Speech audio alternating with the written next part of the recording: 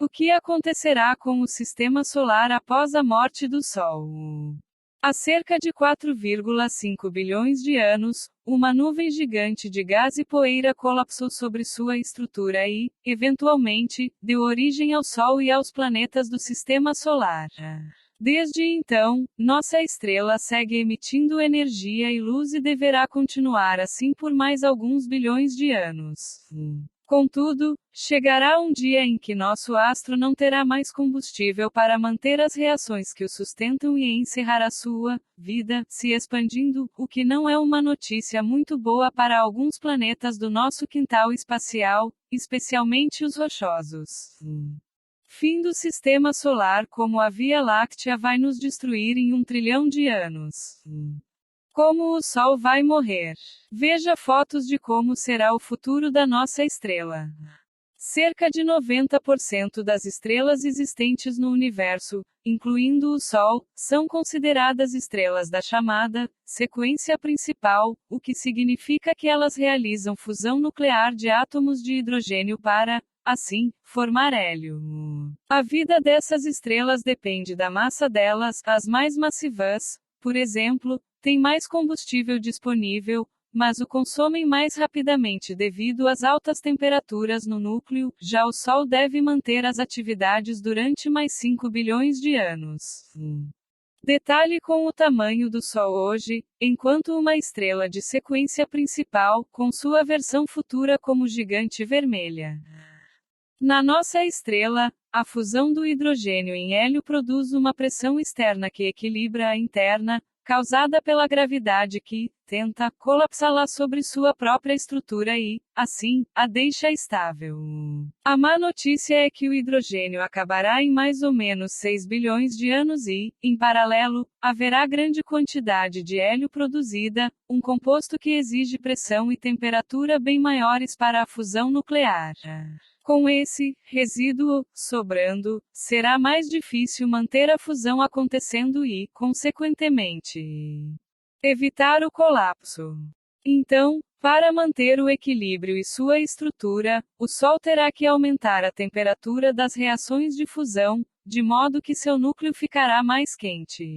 Assim, o núcleo cheio de hélio será envolvido por uma camada de hidrogênio em fusão e, depois, as forças gravitacionais vão comprimi-lo. Com isso, o Sol se tornará uma estrela gigante vermelha, cujas camadas mais externas irão se expandir pelo sistema solar, e é aí que a situação ficará complicada para os planetas que estão mais próximos do Sol.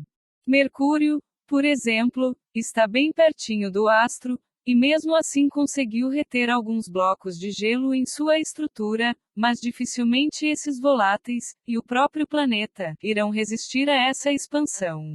Vênus, por sua vez, provavelmente terá sua densa atmosfera queimada e será consumido em um destino parecido com aquele que aguarda a Terra. A atmosfera do nosso planeta será destruída e nossos oceanos vão evaporar, e, dependendo do tanto que o Sol se expandir, nem mesmo a Terra será poupada e poderá ser consumida em menos de um dia. Quando o Sol se tornar uma gigante vermelha, sua atmosfera deve se expandir por uma unidade astronômica, que é a distância entre nós e nosso astro. Mesmo que a expansão pare de acontecer antes de alcançar a Terra, as energias extremas liberadas pelo Sol serão intensas o suficiente para vaporizar as rochas daqui, deixando para trás somente o núcleo metálico do nosso planeta. Talvez Marte tenha um pouco de sorte e esteja bem no limite do alcance do Sol, o que permitiria escapar da destruição por pouco. Além disso, a água que existe lá hoje sob a superfície provavelmente teria sido evaporada até nossa estrela começar o fim de sua vida. E o restante do sistema solar? Com o aumento da radiação, os planetas externos vão perder suas atmosferas, que são tão frágeis quanto a da Terra, e suas estruturas de gelo também não vão resistir. Mas, por outro lado, existe a possibilidade de que essa expansão do Sol alcance-os e os alimente, deixando-os maiores do que nunca.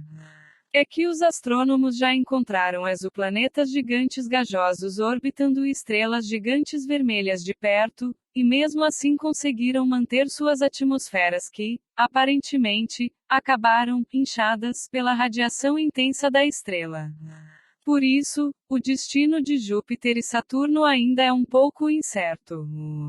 Durante essas etapas finais, nossa estrela estará instável e pulsará durante milhões de anos, aumentando e se contraindo, e isso empurrará os planetas mais externos para direções diferentes daquelas que estão hoje. Conforme a gigante vermelha perde massa, a força gravitacional que a estrela exerce nos planetas vai ficando mais fraca, de modo que as órbitas deles se expandem. Como o Sol deve perder quase metade de sua massa, as órbitas dos planetas podem ficar 2 vezes mais amplas do que são hoje.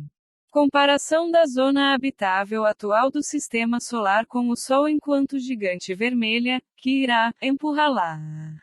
Além disso, a gigante vermelha causará também algumas mudanças na zona habitável do nosso sistema, que é a região em que a água pode existir no estado líquido.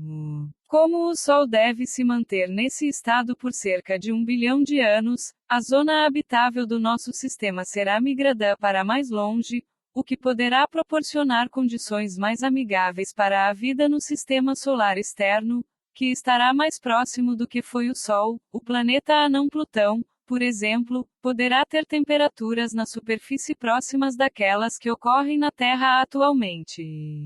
Esse período de mais calor para objetos distantes não vai durar muito tempo, como não é massivo o suficiente para explodir em supernova. A próxima etapa do fim da vida do Sol será expelir suas camadas externas de atmosfera em uma sequência de emissões, que vão deixar para trás apenas um núcleo de carbono e oxigênio chamado anã branca. Este é um objeto denso e de altíssima temperatura que irá emitir radiação de raios-x por algum tempo e, após mais 1 bilhão de anos, a anã branca ficará mais estável e terá uma nova zona habitável.